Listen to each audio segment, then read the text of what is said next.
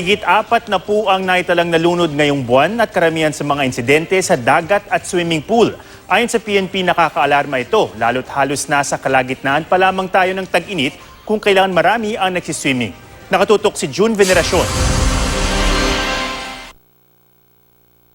Patay ang 16 anyos na si John Marvin Hizola matapos malunod sa malalim na bahagi ng isang ilog sa Magsaysay, Occidental Mindoro noong Sabado de Gloria. Isa lamang siya sa nakakaalarmang bilang ng mga nasawi dahil sa pagkalunod. Sa loob lamang ng 16 na araw, mula April 5 hanggang 21, 45 na ang nasawi dahil sa pagkalunod.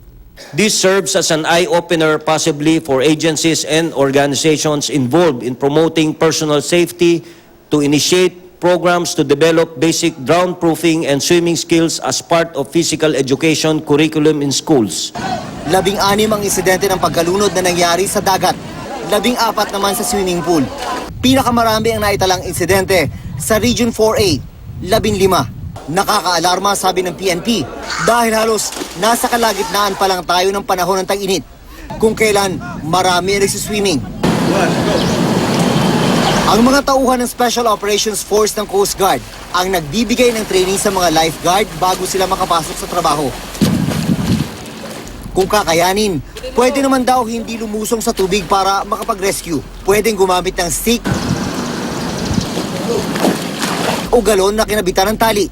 Kung hindi naman bihasa sa pag-rescue, huwag nang magtangkapang sagipin ng isang nalulunod. Pagka wala po kayong idea sa pagre-rescue, humingi na lang po kayo para mas makatulong kayo, humingi na lang kayo ng tulong sa mas nakakaalam para hindi na po kayo makadagdag pa sa problema. Para makaiwas sa disgrasya, iwasan ang paglangoy kapag nakainom na. Masama rin ang epekto ng paglangoy kapag nasobrahan sa busog. Busog na busog ka, bigla kang lalangoy ng strenuous. Doon po nangyayaring abdominal cramps. Kapag nangyari na ang kinatatakutan, malaking tulong kung merong may alam sa cardiopulmonary resuscitation. June Veneracion, Nakatutok, 24 Oras.